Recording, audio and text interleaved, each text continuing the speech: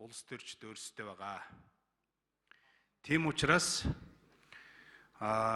төрийн албыг одоо улс төрөөс хараад бус байлгахын тулд төрийн албыг одоо завхруулж байгаа тэр албан тушаалд хүлээх хариуцлагыг л одоо дээд зэрэгээр шангах хэрэгтэй. Өөрөөр зориуд одоо улс төрийн үүднээс төрийн албаны хуулийг зөрчиж байгаа сайд дарга нарыг бол өөрийн албан тушаалтаа нь ярих ийм асуудлуудаас хамгийн чухал байгаа. За ийм одоо үзэл санаа бол энэ хуулийн төсөлд бас орж ирсэн байна гэж би харж байгаа. За дээр нь бас одоо улс төржих бас зарим одоо хуулийн цоорхоо бас байдаг. Жишээлбэл одоо бүтцийн өөрчлөлт хийж байгаа нэрийдлэр тухайн одоо яам агентлагийн одоо олон жил тогтвортой мэргэжсэн одоо төрийн албаагчдыг халдаг, өөрчилдөг ийм практик бол зүгээр жирийн үзэгдэл болсон байна. Тийм учраас тийм одоо хуулийн одоо зүгээс бас тийм далин болох тийм боломж олохгүй багтаал дээр бас бид нар анхаарах ёстой. За энэ чиглэлээр одоо хуулийг хэлцэх явцдаа бас бид нар сайжруулах зүйл бас харагдаж байгаа.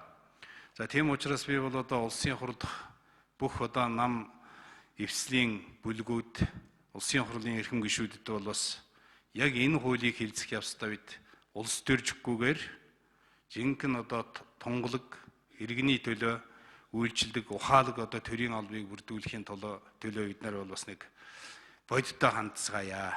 Тэгэхгүй бол бас л тэгээд 16 оны сонгуулийн дараа дахиад ингэж байх байдгаараа байх ийм төлөвтэй байна шүү. Тийм учраас энэ хуулийг бол одоо хэлцэхийн дэмжээд тэгээд намрын чуулганаар улсын хурлын нэр үхий гишүүдийн өргөн мэдүүлсэн хуультай хамтдаад одоо сайн хууль гаргахын төлөө бүгдээрээ хүчин зүтгэе гэж уриалж байна.